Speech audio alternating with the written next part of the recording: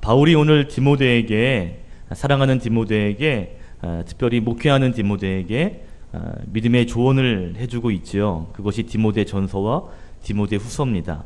특별히 디모데 전서와 디모데 후서를 쓰게 된, 편지하게 된 그 시기가 AD 67년, 그때는 믿음의 사람들이 큰 고난이 있던 때였다라고 말씀을 드렸지요.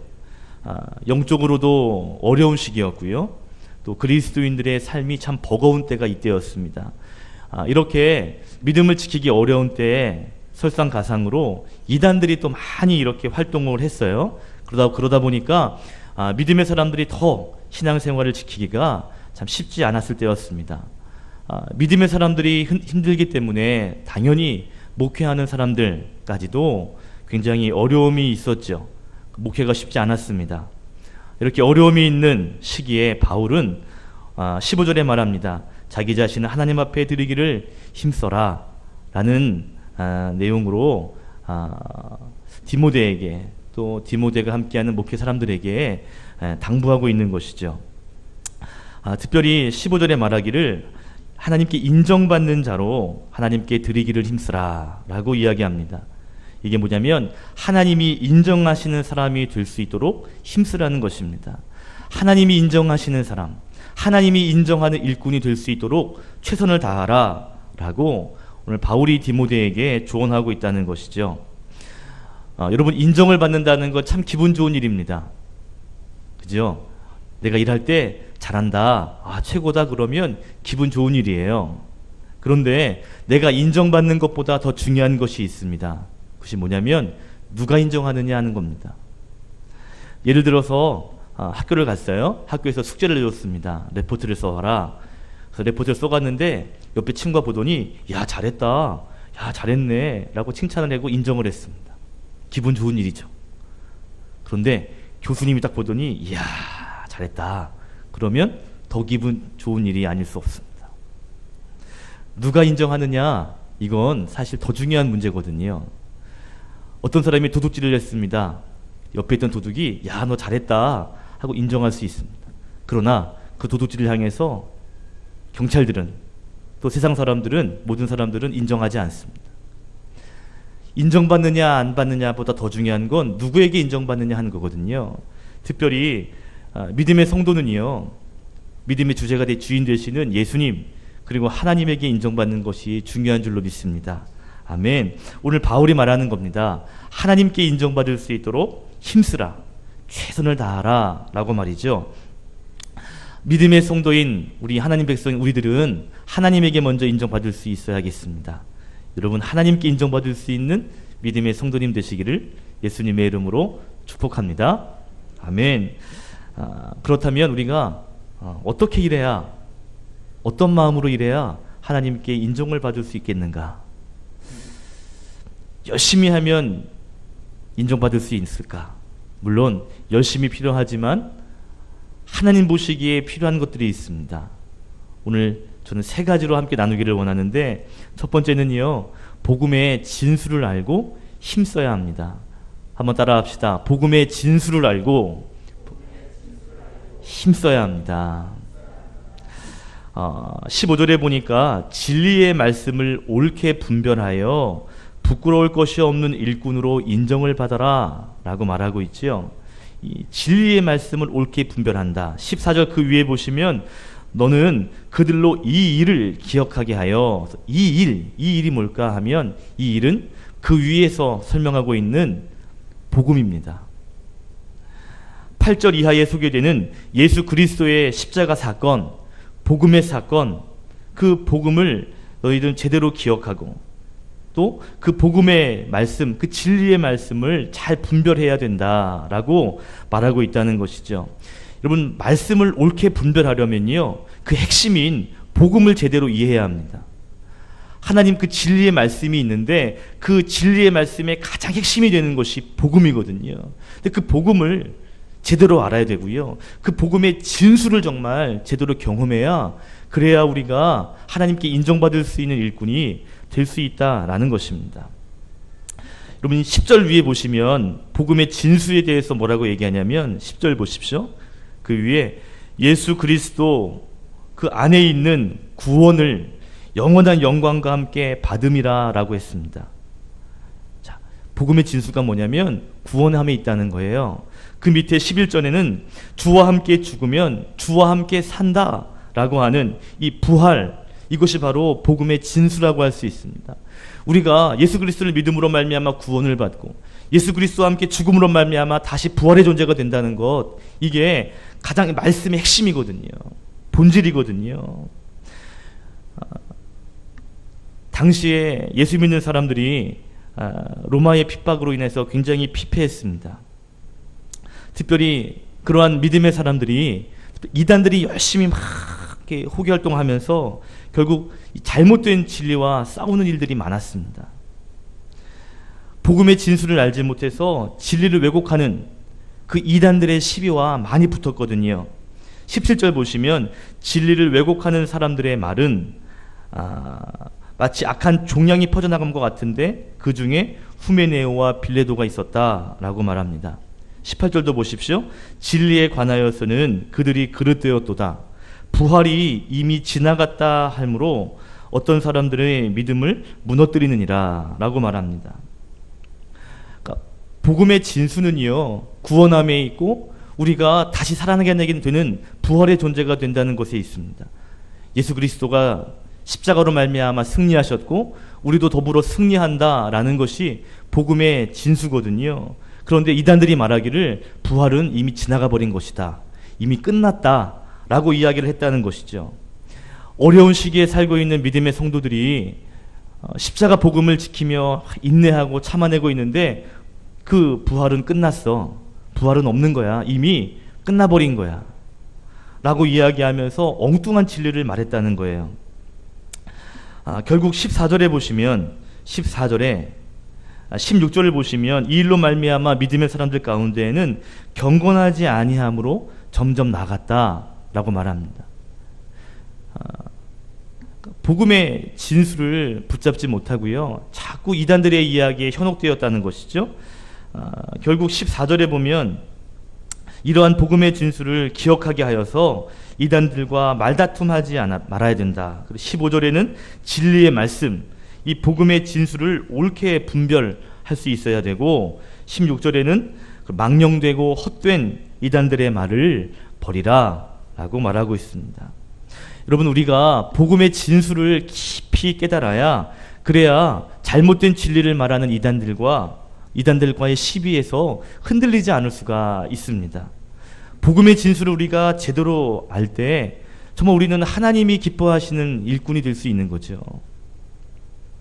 또한 복음의 진수를 우리가 분명히 알아야 신앙생활에서 인내할 수 있습니다. 여러분, 신앙생활은 인내와 오래 참음이 많거든요. 9절에도 보시면 바울이 말합니다. 나는 고난이 많았다고. 10절에 말하죠. 그런데 내가 복음을 가지고 그런 것들을 참을 수가 있었다라고 말합니다. 11절에 우리가 복음으로 말미암아 함께 주와 죽으면 우리는 살 수 있다. 12절에도 복음으로 참으면 또한 주와 함께 왕노릇하게 될 것이다 라는 이야기를 합니다. 우리가 복음의 진수를 잘 알아야, 그래야 바울처럼 우리의 삶에 있는 고난을 참아낼 수 있고요, 또 그러므로 말미암아 주님의 귀한 일꾼이 될 수 있다라는 것이죠.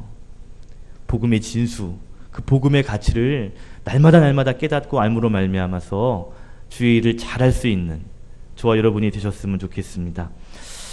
예수님으로 말미암아 우리가 함께 죽고 함께 산다, 이게 부활신앙이라고 할 수 있거든요. 저는요, 우리 교회 성도님들이 이러한 부활신앙을 꼭 간직하면서 인내하고 또 주님에게 인정받는 그러한 멋진 일꾼이 되시기를 소망합니다. 아멘. 두 번째로 바울이 디모데에게 하나님 앞에 드리기를 힘써라 하면서 어떻게 힘써야 되냐고 말하냐면 그 뒤에 보니까요, 20절부터 22절에 보면 깨끗함으로 힘써야 한다라고 말하고 있습니다. 20절, 21절, 22절의 핵심은요, 깨끗함입니다. 깨끗함. 20절 보면 큰 집에는 여러 가지 그릇들이 있답니다. 금그릇도 있고 은그릇도 있고 나무 그릇도 있고 질그릇도 있는, 뿐만 아니라 귀한 손님이 올 때 사용되는 그릇이 있고요, 그냥 평범하게 쓰이는 그런 그릇도 있고요, 천하게 쓰이는 그릇도 있답니다. 다양한 그릇이 있다는 거예요. 그런데 그 뒤에 뭐라고 말하냐면 21절에 그런데 주인은 깨끗한 그릇을 사용한다 라고 말하고 있습니다. 자기를 깨끗하게 준비하면 주인이 귀히 쓰는 그릇 되게 하셔서 선한 일에 쓸 수가 있다 라고 말하고 있다는 것이죠. 우리가 보통 좋은 그릇 되기를 힘씁니다. 그런데 음그릇 되는 것보다 더 중요한 것은요, 깨끗한 그릇이 되는 것입니다. 그래야 깨끗한 그릇을 쓸 수가 있거든요. 깨끗하지 않으면 아무리 좋은 그릇이라도 참 쓰기가 어렵습니다. 22절에 말하지요. 너는 청년의 정욕을 피하라. 육신의 깨끗함을 가지라는 것입니다. 뿐만 아니라 깨끗한 마음으로 믿음과 사랑과 화평을 따르라 라고 충원하고 있습니다. 깨끗한 몸과 함께 깨끗한 마음을 갖고 주의 일에 힘써야 한다라는 것이죠. 이 깨끗함을 다른 말로 해서 성결이라고 할 수 있어요. 여러분, 성결은 하나님의 기준 가운데 굉장히 중요한 기준입니다. 깨끗함이요. 하나님이 깨끗하신 분이기 때문에, 하나님이 선한 분이기 때문에 이 기준이, 성결은요, 하나님에게 굉장히 중요한 기준이에요. 이 성결이라고 하는 말을 제가 사전을 찾아보니까 천박하거나 속되지 않고 거룩하고 깨끗함을 가리켜서 성결이라고 했습니다. 하나님이 이 성결을 굉장히 중요하게 여기셔요. 구약의 제사를 보시면 하나님은 흠이 없는 제물을 사용하라 했습니다. 또 제사를 드리는 도와주는 제사장이 하나님 앞에 나아갈 때는요, 항상 성결함으로 나아가야 했습니다. 그러니까 성결하지 않으면 하나님을 만날 수가 없는 것이죠. 그러니까 성결함은 굉장히 중요한 기준입니다. 여호수아 6장에 보면 여러분 잘 아시는 여리고성이 무너지는 이야기가 나오거든요. 아시죠? 여리고성이 무너집니다. 그때 여리고성이 무너진 다음에 하나님이 뭐라고 명령하셨냐면 그 성에 있는 모든 것들은 가지면 안 되고 다 하나님께 바쳐야 된다 그랬습니다. 그리고 살아있는 것들, 남녀노소를 막론하고 양과 소와 나귀는 다 칼로 멸하라 라고 그랬어요. 그러니까 살아있는 것들은 다 죽여라. 그리고 이런 사물들은 하나님께 다 드려라 그랬거든요. 그러면서 6장 18절에 뭐라고 말하냐면 그 하나님께 드린 모든 것들은 절대로 손대지 말아라 그랬습니다. 그런데 아간이라고 하는 사람이 그 물건에 손을 대죠. 바친 물건의 일부를 가져갑니다. 그 뒤에 보시면 아간 때문에 여리고성을 이겼던 백성들이 아이성에서 큰 실패를 경험하게 되죠. 그때 하나님이 여호수아에게 뭐라고 말씀하시냐면 7장 11절에 이렇게 말씀하세요. 이스라엘 너희들이 범죄했다. 내 명령을 어겼고 온전히 바친 그 물건에 도둑질을 했다. 나를 속였다. 라고 여호수아에게 이야기합니다. 그러면서 12절에 뭐라고 말씀하시냐면 너희들이 성결하기 전까지는 절대로 어떤 원수 앞에서도 능히 너희들이 맞설 수 없을 것이다. 너희들이 성결하기 전까지는 너희들이 어떠한 대적을 만나든지 이길 수 없다 라는 이야기를 하셔요. 그러면서 12절에 말씀하시기를 그 온전히 바친 물건을 너희 중에서 멸하지 않으면 그럼 내가 다시는 너희와 함께하지 않겠다 라고 말씀하십니다. 13절에는 너는 일어나서 백성들을 거룩하게 하라 라고 여호수아에게 명령하십니다. 한 사람이 숨길 수 있는 물건이 얼마나 되겠어요? 그렇게 많지 않을 겁니다. 그런데 하나님께서 뭐라고 말씀하시냐면 이스라엘 전체가 범죄했다. 그 범죄함, 그 깨끗함을 너희들이 회복하지 않으면 전쟁에 이길 수도 없을 뿐만 아니라 내가 너희와 앞으로 함께하지 않겠다 라는 말씀을 하십니다. 결국 아간을 찾아내서 그것을 다 성결하게 한 후에야 그 다음 진행이 있었죠. 승리함이 있었습니다. 저는 이 사건을 보면서 참 하나님이 보시는 게 이 성결이라는 것, 이것이 얼마나 중요한가라는 것을 다시 한번 볼 수 있게 됩니다. 하나님이요, 너 그 성결하지 않으면 내가 너와 함께하지 않겠다. 내가 너와 동행하지 않을 것뿐만 아니라 누구를 만나든지 너는 지게 될 것이다 라고 이야기를 한다는 거예요. 여러분, 성결은요 하나님에게 너무나 중요한 것입니다. 깨끗함은요, 어쩌면 때로는 우리의 실력보다 더 중요한 것입니다. 하나님 보실 때 이 성결은요, 너무너무 귀한 가치라는 것이죠. 여러분, 하나님 앞에 성결함으로 나아가시는, 그리고 인정받으시는 저와 여러분이 되셨으면 좋겠습니다. 요즘에 한국교회가 여러 가지 몸살을 앓고 있잖아요. 저는 그 가운데 그렇게 몸살을 앓고 있는 이유 중에 하나가 이 성결함을 잃어버렸기 때문이라고도 생각됩니다. 왜 이렇게 거룩해야 되고 성결해야 되는 교회가 왜 이렇게 불순함이 많은지 모르겠습니다. 가장 깨끗해야 되는 교회가 깨끗하지 못한 것들을 많이 보거든요. 저는 이 땅 가운데 깨끗한 목회자가 많았으면 좋겠습니다. 이 땅 가운데 깨끗한 성도들이 많아졌으면 좋겠습니다. 특별히 저는 우리 교회가 저와 여러분으로 말미암아서 깨끗한 교회, 그래서 하나님께 인정받는 교회가 될 줄로 믿습니다. 아멘. 성결함, 깨끗함은요, 굉장히 중요한 가치라는 것을 기억하셔야 돼요. 마지막 한 가지가 더 있습니다. 그것이 뭐냐면 온유함입니다. 우리가 깨끗함으로 힘써야 된다면 세 번째는요, 온유함으로 힘써야 함도 중요하다는 것이죠. 자, 23절에 보시면 우리가 말하기를 너희는 어리석고 무식한 변론을 버려라 라고 이야기해요. 24절 보니까 주의 종은 마땅히 다투지 아니하고 모든 사람에 대하여 온유하며 가르치기를 잘하며 참으며 25절에도 온유함으로 훈계할지니 라고 그랬습니다. 주의 종들 뿐만 아니라 주의 모든 성도들도 온유함을 힘써야 한다라는 것입니다. 온유라는 것이 따뜻할 온자에 부드러울 유자 아니에요. 온유. 성도는요, 모든 사람들 앞에서 온유할 수 있어야겠다 생각됩니다. 바울은 당시에 거짓 진리를 말하는 사람들, 이단들에게도 어리석게 무식하게 변론하거나 다투지 말고 온유함으로 대처하라고 말하고 있습니다. 온유함으로 훈계하라는 것이죠. 그런데요, 여러분, 이렇게 온유함으로 훈계하고 온유함으로 대화한다는 것이 이게 참 쉽지 않습니다.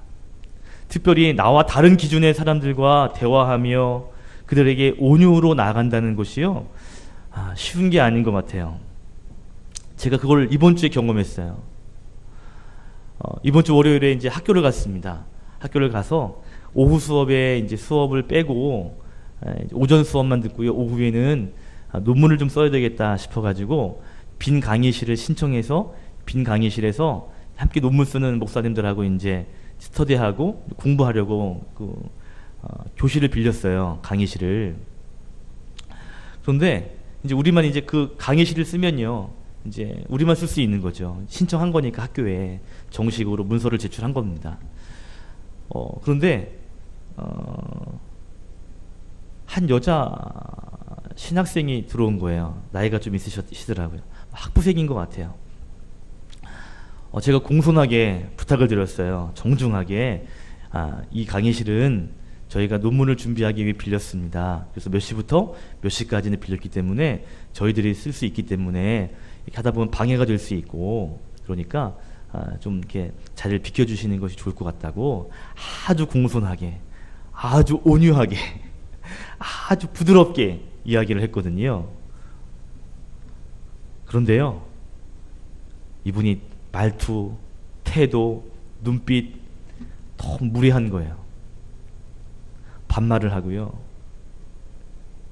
눈빛이 무례하고요, 나가달라고 조심스럽게 사정을 드려도 나가지 않고요, 저희 스터디를 하고 있는데도 막 전화를 받고요, 너무너무 무례한 거예요. 그분 앞에서 온유하게 말했습니다. 처음에는요, 부드럽게. 그런데 제 마음에요, 온유함이 없어지더라고요. 나중에는 뒤에 모여있고 저기 앉아 계신데 제 마음이 부글부글 끓는 거예요. 왜 그렇게 제 마음이 부글부글 끓었을까 하니까 제가 싫어하는 무례한 태도를 하는 거예요. 너무 무례한 거예요. 너무 사람을 존중하지 않는 거예요. 아니면 좀 사정을 한다든지 상황을 얘기한다든지 그러면 충분히 조율할 수 있잖아요. 막무가내요. 막 들이받으려고 그러는 거예요. 그래가지고 야, 부딪히면 큰일 나겠다, 싸움 나겠다 싶어가지고요, 제가 이렇게 피했습니다. 그분과 말다툼이 있던 것도 아니고요, 제가 말을 심하게 한 건 아니지만 제 마음 안에 온유함이 없어졌어요. 막 뒤에서 뒤통수를 째려보고 있는 거예요, 제가요. 두고 보자, 뭐 이런 마음이 들더라는 거죠. 여러분, 작은 일 가지고도 이렇게 문제가 될 때 온유하기가 쉽지 않거든요. 그런데 자기가 가지고 있는 가치관끼리 부딪힐 때 온유하다는 건 있을 수가 없습니다. 쉽지 않다는 것이죠. 또한 신앙이 부딪히고요, 가치관이 부딪히고요, 성격이 부딪힐 때 이 온유하기가 참 쉽지가 않습니다. 그런데 성경에서 말합니다. 모든 사람들에게 온유해야 한다는 거죠. 쉬운 건 아니에요. 그런데 성경에 말합니다. 예수님도 온유하셨기 때문에 그 온유를 닮아야 된다라는 말씀도 있습니다. 이 온유에 대한 걸 제가 한번 찾아봤는데요, 민수기 12장에 보시면 이 모세가 구스 여자를 아내로 삼죠. 그때 미리암과 아론이 모세를 비방합니다. 이 구스라고 하는 사람은 아프리카 지역이거든요. 그러니까 이제 굉장히 아마 살이 검은 그런 흑인이었을 거예요. 그런데 그를 아내로 이렇게 맞이했다라는 걸 보았을 때 미리암과 아론이 모세를 비방합니다. 근데 그 뒤에 보니까요, 모세가 그런 비방에 온유하게 대처해요. 뭐라고 막 싸우지 않아요. 3절에 뭐라고 하나님이 아론과 미리암 불러서 뭐라고 말씀하시냐면, 이 사람 모세는 온유함이 지면의 모든 사람들보다 더하다라고 이야기를 하십니다. 지금 막 비방하고 있는데, 모세를 막 비방하고 있는데 모세가 가만히 있거든요. 그때 하나님이 대변하시는 거예요. 일로 와봐. 모세는 이 땅에 있는 모든 사람들보다 온유한 사람이야 라고 이야기를 했다는 거예요. 근데 중요한 건 뭐냐면, 이때 사용된 온유함이라는 단어가 아나우라고 하는 히브리어인데요, 이 아나우라는 뜻이 어떤 뜻이냐면 겸손이라는 뜻입니다. 아나라는 것이요, 낮아지다, 비천해지다 라는 뜻이거든요. 아나우, 그래서 겸손이라는 거예요. 그러니까 여러분, 우리들이 믿음의 사람들이 갖는 온유는 마음이 착해가지고, 그래가지고 따뜻하게 대해주고 부드럽게 말해주는 그런 것이 아니라, 우리가 낮은 사람이라는 것을 인정함으로 말미암아 나오는 온유해야 한다는 것이죠. 낮아짐으로부터 출발하는 온유해야 한다는 거예요. 믿음의 성도는요, 그 온유가 있어야 한다는 것입니다. 내가 죄인 중에 괴수인데 그런 나를 하나님께서 들어 사용하시는 그 은혜, 그 낮아짐의 그 은혜를 내 안에 깊이 간직하며 한 사람 한 사람들에게 온유함으로 대하는, 이것이 진정한 성도의 온유라는 것이죠. 그냥 따뜻하게 말해주고 그냥 부드럽게 말해주는 정도가 온유가 아니라는 것입니다. 내 마음에 겸손이 있어야 되고요, 상대방을 바라볼 때 존중의 마음, 그 십자가의 마음이 있어야 되는 것이죠. 십자가 사건은 어떤 사건이죠? 저 하늘에 하나님께서 이 땅으로 낮아지신 거 아니에요. 인카네이션 하신 거 아닙니까? 그죠? 인간의 몸으로 이 땅에 오신 거, 십자가로 자기를 비우시고 낮아지시고 비천해지신 것이 십자가 사건 아니에요? 그 십자가의 은혜를 받은 우리들이 십자가의 낮아짐을 간직한 상태에서 온유로 대하는 것이, 이게 진정한 온유라는 것입니다. 예수님도 그런 온유를 우리에게 보이신 거죠. 십자가 안에는 온유가 있습니다. 십자가를 지시기 전 예수님의 사역에도 온유가 있었지요. 뿐만 아니라 십자가를 지시는 과정에도 온유가 있고요, 십자가를 마치신 후에도 온유함이 있었습니다. 너희들 나한테 그렇게 못된 짓을 했지? 그러지 않으셨습니다. 믿음의 성도는요, 온유함으로 살아야 하는 것 같아요. 저와 여러분이 온유했으면 좋겠습니다. 말씀을 정리할게요. 3가지 말씀드렸죠. 우리가 하나님께 인정받을 수 있는 그런 일꾼이 되기 위해 힘써야 되는데, 그러기 위해서는 복음의 진술을 먼저 제대로 알아야 합니다. 뿐만 아니라 깨끗해야 합니다. 성결해야 합니다. 그리고 겸손의 온유가 우리 안에 충만해야 합니다. 이러한 3가지 모습이 여러분에게 있음으로 말미암아, 그래서 그런 것들 가지고 주의 일에 힘쓸 때 하나님께서 야 귀하다, 야 잘했다 라고 하나님에게 인정받을 수 있는 그러한 믿음의 성도님 되시기를 예수님의 이름으로 축원드립니다. 아멘. 기도하겠습니다.